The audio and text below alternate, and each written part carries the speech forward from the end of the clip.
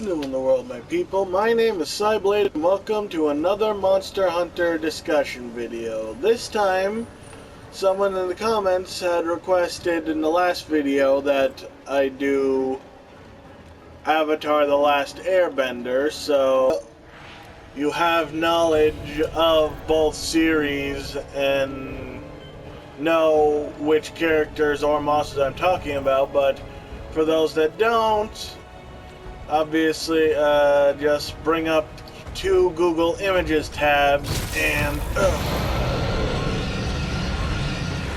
one with Monster Hunter and one with, Avatar, Last Airbender, or ATLA, you could probably put instead. Because I think the whole thing would just take up too much of the search bar. So yeah, one of each, and as I say the character or monster's name, just put them in the search bar. And this is probably going to be one of the shorter lists because, well, there's fewer characters. Ruby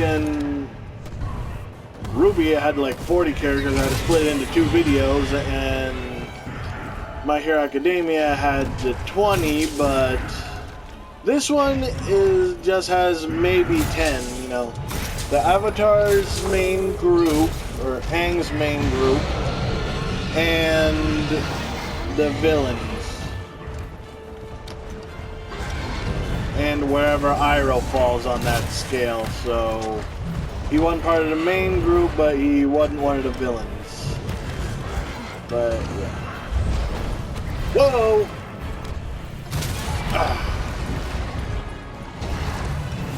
And again, since it's so short, I'll try to tie them into the story as much as I can, or at least a little, how they just initially meet the monsters they've been paired with. Oh, starting with, I would have started with Aang, but for the rest of the Firebenders, or Royal Fire Nation family, I need to address this.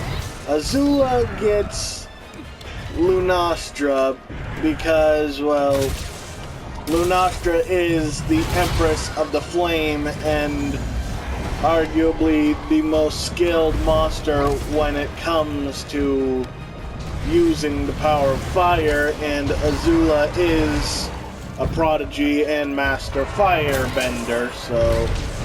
And the Empress of the Flame ties in well because, however briefly, Azula was the Fire Lord for a little bit. I still say it should have been like Fire Empress or Fire Lady or something, but whatever, their tradition or whatever. So I'd say at some point while she's chasing Aang and his group through the desert, she and her group would counter Lunastra, seeing its flame, or encounter Lunastra, seeing its flames or something, or Lunastra itself would sense them in its territory, because she is a very territorial monster, and, oh, goodness, very aggressive, so, yeah. If she seeks out anything that she'd consider a threat or might challenge her for her territory, she'd go right after it, and whether Azula would do that or not, that did not go well.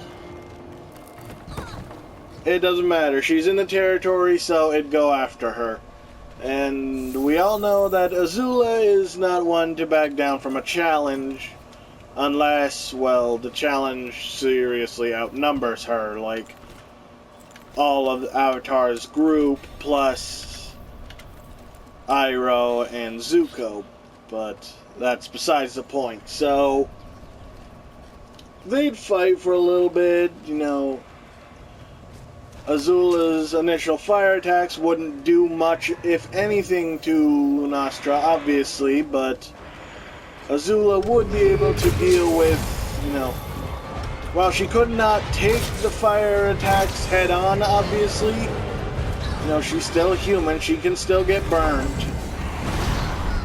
She would be able to at least, you know, withstand the heat, whereas regular hunters in the game obviously have to back off if they get too close, or just from the pure heat Lunastra exerts, they fry. But Azula would be able to handle this, and seeing that our firebending wouldn't work, she would switch to the element she's arguably more skilled in, or at least the more powerful, lightning bending, and start to get some good results. And eventually, ultimately, it would probably end in a standstill, but, you know, Lunastra would probably, like, actually, no, maybe not, because of both of their prideful natures, really. One of them would have to win, and one would have to lose. So, Azula would, I think, because of, you know, lightning, arguably stronger than fire, certainly faster, Azula would be able to dodge Lunastra's attacks and keep hitting it with lightning until it dropped. Until she dropped, so... But instead of killing it, you know, Azula would think, oh, another powerful creature to have under my control, so... she would... Because Elder Dragons are intelligent, remember, they're about on human level in terms of intelligence, so it could probably understand what she's saying. So she'd basically be like, I'll spare you if you serve me, or yeah, and then basically just use it as her personal ride instead of those weird lizards she and her friends were riding on. Uh-oh. I got it. So yeah, that's how that works. So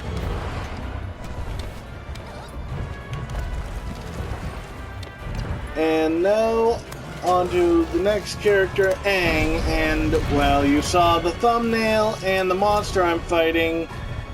Aang would get Kushaladora. This was a bit of a toss-up. I mean,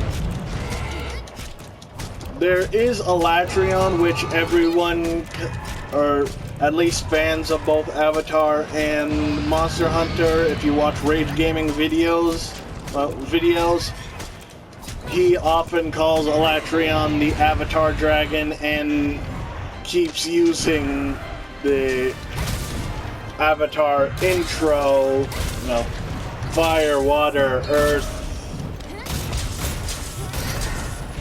air, all the nations lived in harmony until the Fire Nation attacked, but then he puts in the black Avatar Dragon attacked and killed everything.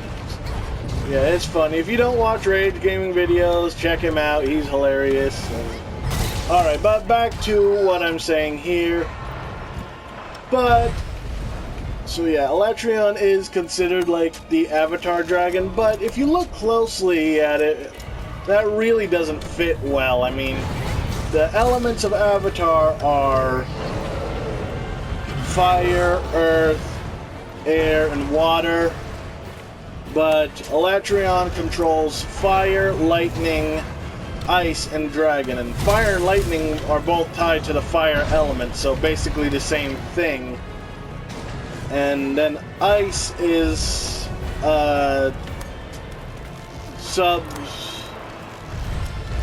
subsection of the water element, but, you know, still different from water, so...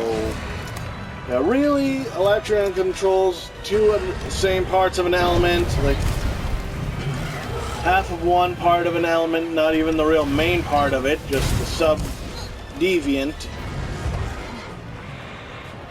And then Dragon, which I don't even really see how that's an element, but... Yeah, so Elatrion, ultimately not the greatest fit. And then it came down to these two monsters, Kushala Deora and Amatsu, the Living Storm, which is basically another wind dragon that also shoots out water beams, but again doesn't really fit as compared to Aang. Yes, it's basically the ultimate airbender of the nerdy. Yeah, the ultimate airbender of the Monster Hunter War. Oh no! Ultimate airbender of the Monster Hunter world. But again, not quite the best fit, in all honesty, because it has really more than just the wind going for it, and it has the water, but then so yeah, it has wind, water, but it also has dragon and I think lightning, so yeah, again, it's a little too close to Elatrion for the same reasons. It has some of the right qualities, but not enough qualities. So ultimately, we're going down to Kushala Deora, who, yes, he doesn't have all the elements, he only has just the wind, but ultimately that fits best. I'd rather have one that fits really close than two that only just barely kind of fit, you know? If Kushala, perfect fit. Elatrion and Amatsu, probably like 2 sizes too big, I'd say.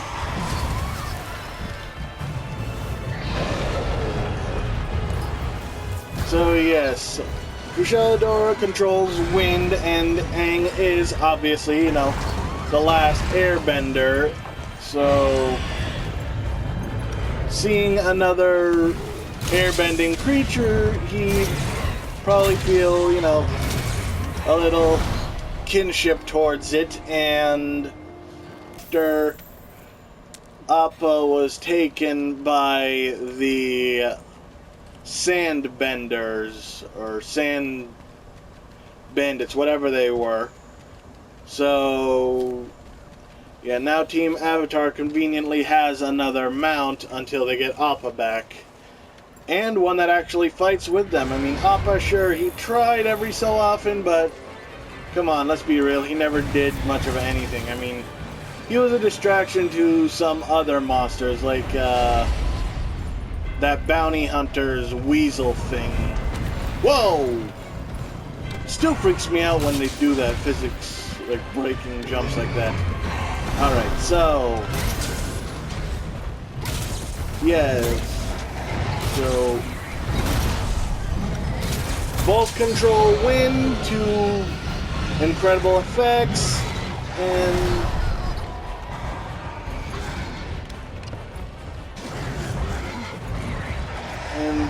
in some places it depends on Kushala's, so this would just tie back into, doesn't really fit, but I was gonna say in some areas Kushala, like snowy mountains, Kushala gets a ice boost to his tornadoes, but again, doesn't really add up to much. Like, that's not full control of a whole nother element. Oh, but now that I think about it, in this game,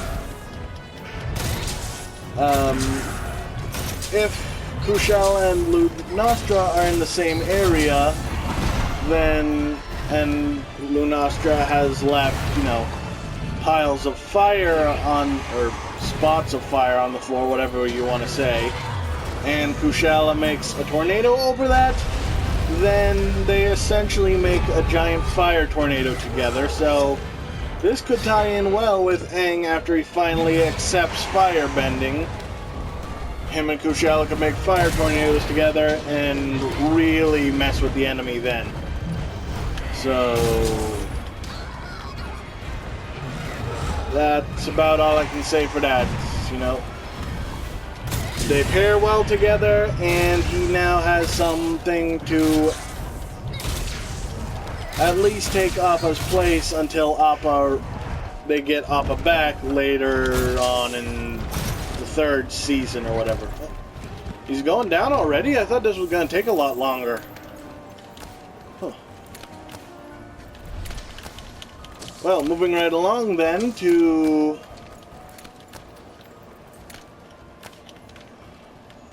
Katara, their resident waterbender and master of the water element. And for that, we're giving her one of the newest Elder Dragons from Iceborne, Namiel, the water Elder Dragon from the Coral Highlands, and so yeah, it can make waves just as powerful as her, if not maybe not stronger. Well, actually, it can generate its own water, so that's quite helpful. Katara, you know, obviously has to have some water on hand, so that could be quite helpful to her, I see in the future. Like, again, if she loses the water she has on hand, then Namiel could just make some for her. And it also has lightning powers, so that could also help. Katara, you know, puts the enemies in a bubble or something, and Namiel shocks the bubble, electrifies it, electrocutes the enemies. And there you have it. Next on to Toph. And this one was somewhat difficult. There is really no earth-bending monster in Monster Hunter, or at least there wasn't up until, again, Iceborne and another new Elder Dragon. Ow! Yes, the new Elder Dragon, ow! But Shara Ishvalda, it's called. While its true form is ultimately a weird tree demon monster dragon, its initial sealed form is a massive rock turtle looking thing with giant hand-like wings on its back. So, and it can manipulate the earth with these powers, and oh, I'm dead. Oh, not yet, but very soon. Ren, why aren't you healing me?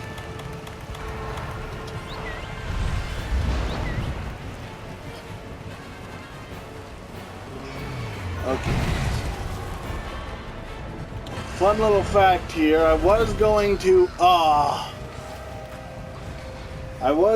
use a insect glaive, which is as close as a weapon you're going to get in this game, to Aang's staff, but that did not work out because I don't have the materials, or well, I have the materials, just not the money. As you can see, I only got 400 zenny. The next level to start upgrading the glaive I have is 1,000, so money issues. Anyways, we're getting off topic. So Shara Ishvalda in its sealed form basically is an earthbender. It can churn up the ground and make sand. It can bring down mountains or raise up small mountains or giant rocks to make the arena smaller and make it more difficult for the hunters hunting it to have less room to fight and maneuver, etc. So this obviously, you know, pairs well with Toph and is the closest we're gonna get to an earthbending monster for her. So, and because it's an Elder Dragon and just how sheer powerful it is, like I said, bringing down mountains and things, it's probably on par with her, if not greater, in terms of earthbending skills, so yeah. Next, on to Sokka, and while he's the only one of Aang's group that doesn't have any bending powers, he's certainly no slouch. He's still quite a skilled warrior, capable of going toe-to-toe with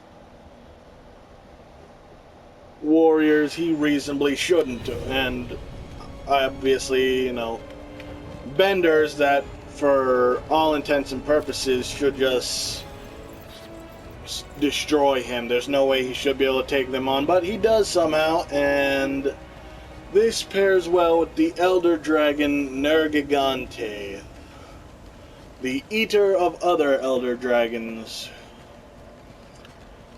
who's just a physical powerhouse. Again, the other Elder Dragons have, you know, Kushala has wind, Teostra and Lunastra have fire, Valhazak has death parasites or whatever that basically eat you alive, but Valkana has wind, but Nergi can, or ice, but Nergi can still eat them and take them down rather handily, despite not having these powers. He's just that strong, and is, well, he has Elder Seal also, which lessens their powers, so if that could also work on the benders, then that could give Sokka another incredible leg up to help him against, well, the benders again, obviously. And Sokka's most iconic weapon is a boomerang, you know, a thrown projectile weapon, and Nergigante's ultimate weapon is his spikes that he hardens and shoots off of himself as projectiles to impale hunters and his prey. So it fits quite well with Sokka and his boomerang and other projectiles, whatever, what have you. Next on to Zuko, and everyone's probably thinking and expecting I'd give him Teostra, but no. Teostra is obviously, you know, the ruler of the flame, or emperor of flames, but it's also, you know, Lunastra's mate, love partner, so obviously you know, we can't give that to Zuko, because that's very bad implications there. I'm not even going to bring it up, because I'm assuming all of you can probably guess what I'm getting at. So that's why we're not doing that. So instead, we're giving him another prominent king of the monsters, the ruler of the skies, and another fire beast, Rathalos. Again, this might be a little unfair to Zuko, is, you know, everyone else is getting Elder Dragons, but Zuko's getting Rathalos, who, while yes, he's an apex, there's quite a few different monsters that can quite soundly stomp him. But it's still quite regal and powerful regardless. And this also fits well with Zuko, who, you know, yeah, he's the fire prince and everything, but he is far from the strongest firebender out there, and lacks some of the more advanced techniques that his sister is a master of. You know, Zuko hasn't even, or at least he probably did towards the end of the series, but for the most part, Zuko himself didn't even complete his firebending training, so he was at the basics when we last saw Iroh stop teaching him. So someone like Rathalos fits well. Powerful fire user, powerful monster, but doesn't have the greatest control of flame throughout the series, or that you're gonna find in the series, or, you know, the most powerful physical, but definitely still a contender like Zuko, who, you know, despite not being as skilled, as powerful as some others, he's still proven himself, both with, you know, fire and his dual swords. And moving on now to everyone's favorite uncle. Well, okay, maybe not everyone's favorite, but at least in the Avatar world, he's the favorite, so everyone's favorite, fun, overweight Uncle Iroh.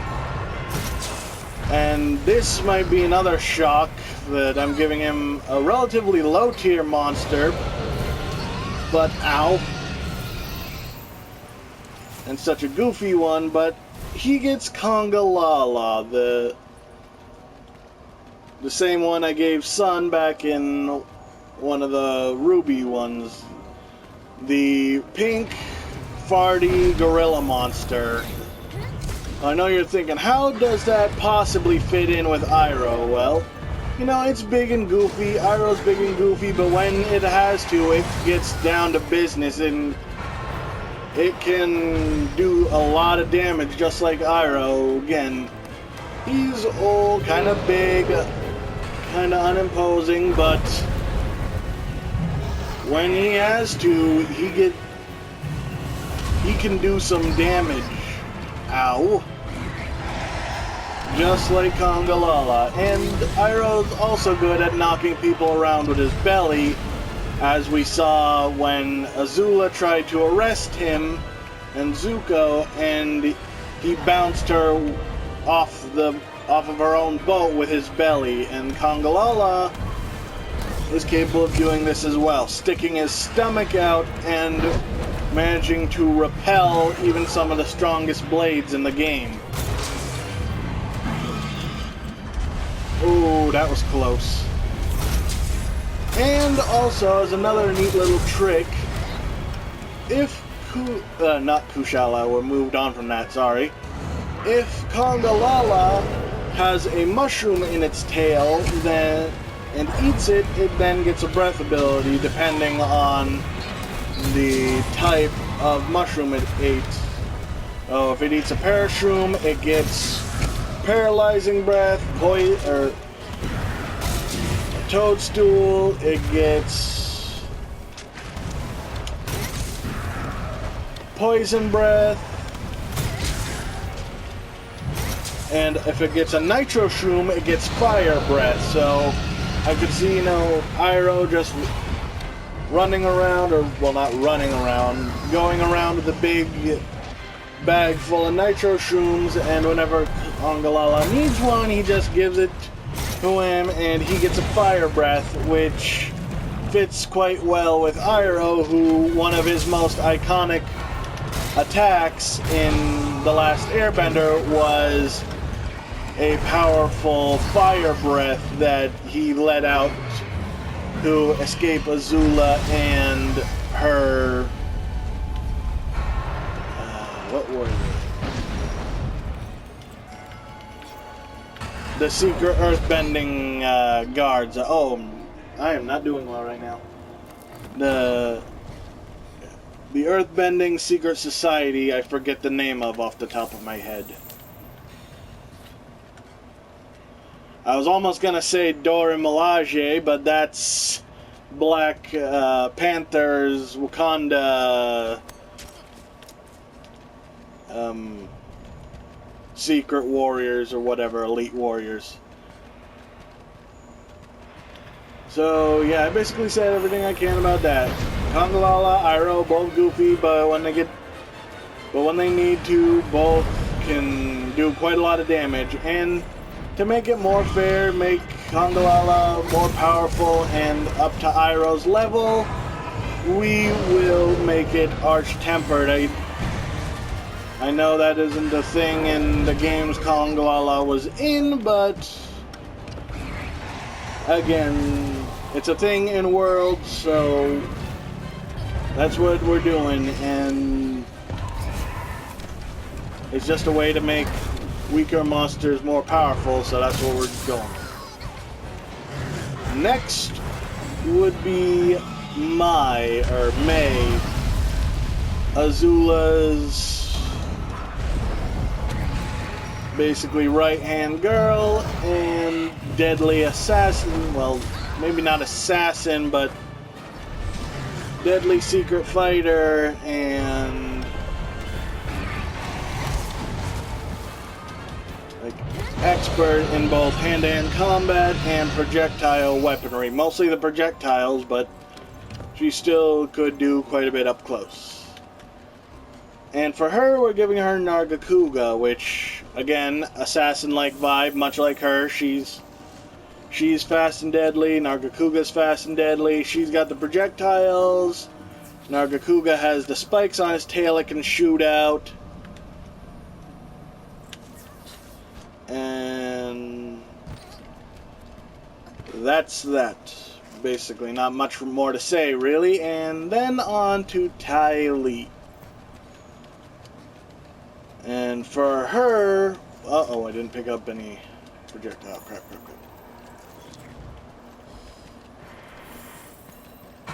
Well, this is going to be interesting. Alright, so Ty Lee is difficult again. There's not many monsters that tie in well with her. She is an up-close fighter, and... there you go, down you go. Up close and personal fighter, and uses very skilled martial arts to detect the pressure points and block off the chi from her enemies, disabling their bending and disabling their bending or body parts altogether, as she did rather comically with Sokka more than once. And so, again, there is no real monster that ties in well with that, but there are several monsters that have paralysis type attacks, and that we will give her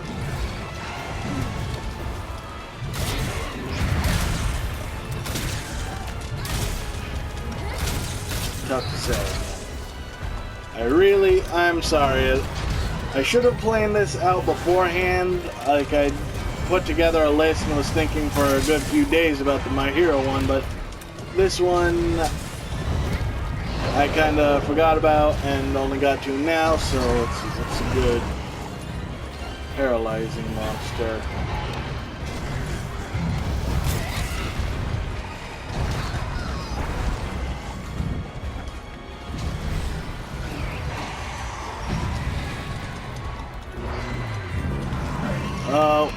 We're done.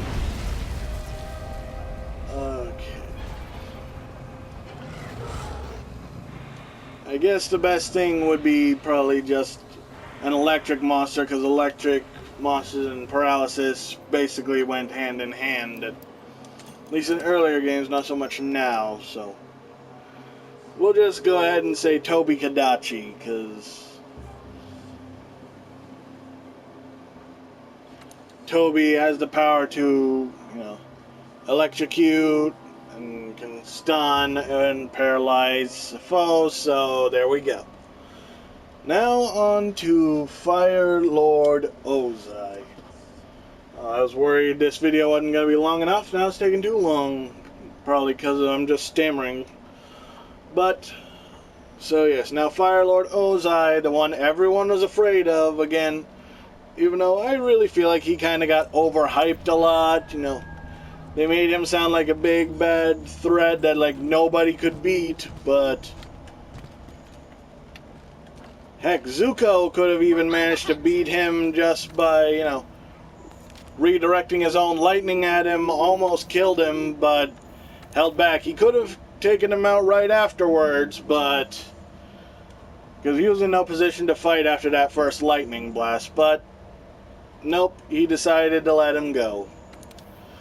And then, even later, after the fight, or during the fight with Aang, Aang could have just sent the lightning right back at him after he shot at Aang, but nope, didn't happen. So anyways, everyone's afraid of him, even though he's seriously overhyped. Doesn't quite match up to it. And a monster that fits that title is Fatalis. Supposedly the god of all monsters, the most powerful creature all around. But ultimately, I mean, come on, maybe if it gets an update in World, it could be as dangerous as everyone makes it out to be, but as it is in the normal games, yeah, it's got a big giant fire tornado breath that could ruin your day, and if its attacks actually do land, when it does attack, they do a lot of damage, but ultimately, it does not really earn its title as God of all monsters, and Ozai really, I mean, definitely threats, definitely could probably mess up most, if anything, they take on, especially with his whole firebending army, and Fatalis can supposedly call in other Elder Dragons to do its bidding. But yeah. So again, Ozai gets Fatalis, and that's basically all I've got.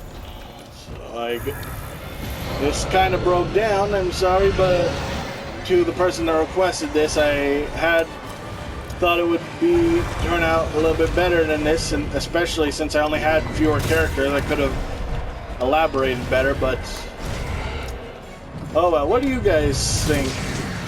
Do you agree with my decisions?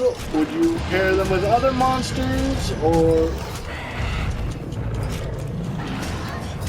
what would you do? Let me know down in the comments below. Or let me know what other series you might want me to discuss and pair monsters with. But for now, that's all I've got. So I hope you guys enjoyed this. If you like this and want to see more, go ahead and slash that subscribe button. If you like this video, give a quick cut to the like button. Leave a comment down below. Be sure to share it around with all your friends. Follow me on Twitter and Facebook. And I'll see you in the next video. But until then, my people, stay sharp.